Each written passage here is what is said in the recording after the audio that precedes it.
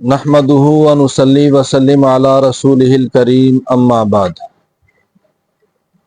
حضرات گرامی، اللہ تعالیٰ سے دل کی اتھا گہرائیوں سے دعا گو ہوں کہ اللہ تعالیٰ آپ حضرات کو دنیا آخرت کی خوشیاں، راحتیں، عافیتیں نصیب فرمائے اور دنیا اور آخرت کی مصیبتوں تکلیفوں سے اللہ تعالیٰ آپ کی حفاظت فرمائے۔ آج بات کریں گے اللہ تعالیٰ کے ذکر کے فضائل، اس کی اہمیت کے بارے میں۔ قرآن مجید فرقان حمید میں اللہ تعالیٰ کا ارشاد گرامی ہے، بعد اعوذ باللہ من الشیطان الرجیم، بسم اللہ الرحمن الرحیم، یا ایہا الذین آمنوا اذکروا اللہ ذکرا کثیرا۔ اے ایمان والو، اللہ تعالیٰ کا ذکر کثرت سے کرو، اللہ تعالیٰ کی یاد کثیر تعداد کے اندر کرو۔ تو حضرت عبداللہ بن عباس رضی اللہ تعالی عنہما فرماتے ہیں کہ اللہ تعالیٰ نے ہر فرض کی کوئی تعداد، کوئی حد مقرر فرما دی ہے، اور کسی عذر کی صورت میں بندے کو معذور بھی قرار کر دیا ہے اور اس کے عذر کو قبول فرما لیا ہے، سوائے اللہ تعالیٰ کے ذکر کے، کہ اللہ تعالیٰ کا ذکر سوائے پاگل، دیوانے، مجنون کے کسی بندے سے اللہ تعالیٰ نے اس کا عذر قبول نہیں فرمایا۔ ہر ایک کو حکم ہے کہ اللہ تعالیٰ کا ذکر کرے، اور اس کی کوئی حد بھی اللہ نے مقرر نہیں فرمائی، بلکہ فرمایا ذکرن کثیرا، اللہ تعالیٰ کی یاد بہت کرو۔ اور قرآن مجید کے اندر دوسرے مقام پر اللہ تعالیٰ نے ارشاد فرمایا فاذکرونی اذکرکم، میرے بندو تم مجھے یاد کرو، میں تمہیں یاد کروں گا۔ سبحان اللہ، کتنی بڑی فضیلت ہے کہ جب بندہ اللہ تعالیٰ کو یاد کرتا ہے تو اللہ تعالیٰ اپنی رحمت سے بندے کو یاد فرماتے ہیں۔ ہمارے ایک استاد اس کا مطلب یوں بیان فرمایا کرتے تھے کہ ایک ہوتا ہے یاد کرنا، ایک ہوتا ہے یاد رکھنا۔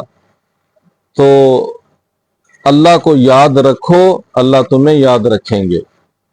حدیث مبارکہ کے اندر آتا ہے، آپ علیہ السلام نے فرمایا کہ اذا مررتم بریاض الجنت فرتعوا، جب تم جنت کے باغوں پر سے گزرو تو خوب چرو۔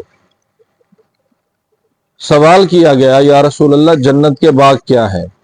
تو آپ علیہ السلام نے ارشاد فرمایا کہ ذکر کے حلقے۔ ایک دیہاتی، ایک اعرابی شخص آپ علیہ السلام کی خدمت میں حاضر ہوئے اور آپ علیہ السلام سے سوال کرنے لگے کہ یا رسول اللہ، اسلام کے احکام اور اعمال بہت سارے ہیں، مجھے کوئی ایک چیز ایسی بتا دیں کہ جس کو میں مضبوطی سے پکڑ لوں۔ آپ علیہ السلام نے ارشاد فرمایا کہ تیری زبان ہر وقت اللہ تعالیٰ کے ذکر سے رطب اللسان ہو، تیری زبان ہر وقت اللہ کے ذکر سے تر و تازہ ہو، اور ہر وقت تو اللہ کے ذکر میں رطب اللسان ہو۔ یا ایھا الذین آمنوا اذکروا اللہ قیاما وقعودا وعلی جنوبکم، قرآن مجید کے اندر انسان کی تین حالتوں کا ذکر فرمایا، اور تین ہی حالتوں میں انسان ہوتا ہے، یا انسان کھڑا ہوتا ہے، یا بیٹھا ہوتا ہے، یا لیٹا ہوتا ہے۔ تو فرمایا کہ کھڑے ہونے کی حالت میں بھی اللہ کو یاد کرو، بیٹھنے کی حالت میں بھی اللہ کو یاد کرو، اور اپنے پہلوؤں پر لیٹنے کی حالت میں بھی اللہ تعالیٰ کو یاد کرو۔ آپ علیہ السلام اللہ تعالیٰ کا ذکر کثیر فرمایا کرتے تھے۔ آپ صلی اللہ علیہ وآلہ وسلم نے اسی لیے ذکر کے فضائل بیان فرمائے۔ آپ اندازہ لگائیں کہ ذکر کے کس قدر بڑے فضائل ہیں۔ ایک مرتبہ اگر بندہ سبحان اللہ کہہ دے تو اس کے لیے جنت میں اتنا بڑا درخت لگ جاتا ہے کہ 100 سال تک تیز رفتار گھوڑا دوڑ دوڑ کے تھک تو سکتا ہے، لیکن اس درخت کے سائے کو پار نہیں کر سکتا۔ اس لیے اللہ تعالیٰ کی یاد میں انسان کو ہمہ وقت سرگرداں رہنا چاہیے، اللہ کی یاد میں مشغول رہنا چاہیے۔ اور روز حشر، قیامت کے دن، ایک اعلان کرنے والا اعلان کرے گا کہ عقل مند لوگ کہاں ہیں؟ سوال کیا جائے گا کہ عقل مندوں سے کون مراد ہے؟ تو اس کا جواب یہ دیا جائے گا کہ جو اللہ تعالیٰ کو ہر حالت میں یاد کیا کرتے تھے. الذین یذکرون اللہ قیاما وقعودا وعلی جنوبہم، کھڑے ہونے کی حالت میں، بیٹھے ہونے کی حالت میں، لیٹے ہونے کی حالت میں. تو حضرات گرامی، اللہ تعالیٰ کا ذکر اللہ نے ایسا آسان فرما دیا ہے.